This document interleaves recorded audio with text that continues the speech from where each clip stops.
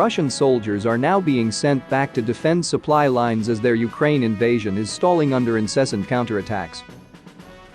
British military intelligence and the Ukraine army have said that the Russians have suffered heavy losses, estimated at being around 7,000, according to the US, with Vladimir Putin's army having come up against stiff resistance.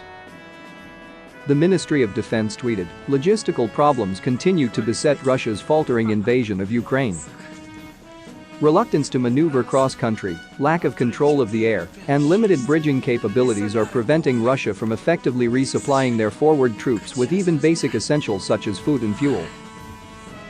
Incessant Ukrainian counterattacks are forcing Russia to divert large numbers of troops to defend their own supply lines. This is severely limiting Russia's offensive potential.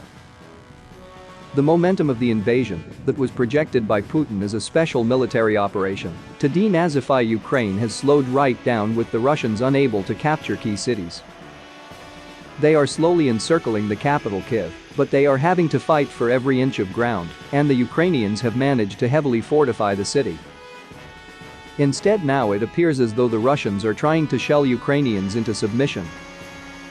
But at the same time, Ukraine is now making counterattacks and Moscow is having to bring in other troops to take up the fight, while Putin has also reportedly resorted to trying to bring in paid foreign fighters. Online monitor, Oryx blog, using only open source material to work out losses, said that 230 Russian tanks have been confirmed destroyed, abandoned, captured or otherwise lost. This is likely to be an underestimate, with Ukraine authorities claiming it to be 400 tanks that they have destroyed.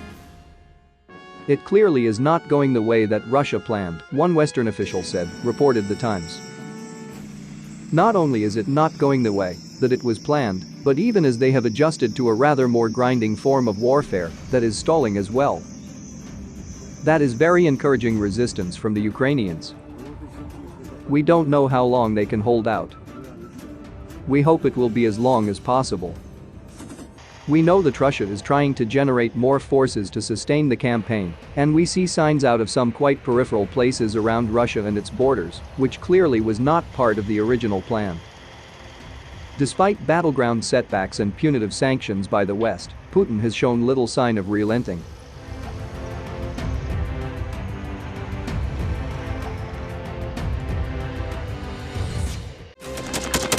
Thanks for watching, and don't forget to subscribe.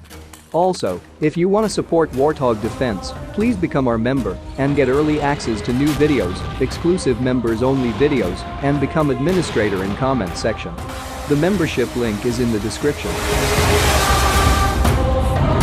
Rescues every day. We had a guy last week, it's 6 rescues in 6 days.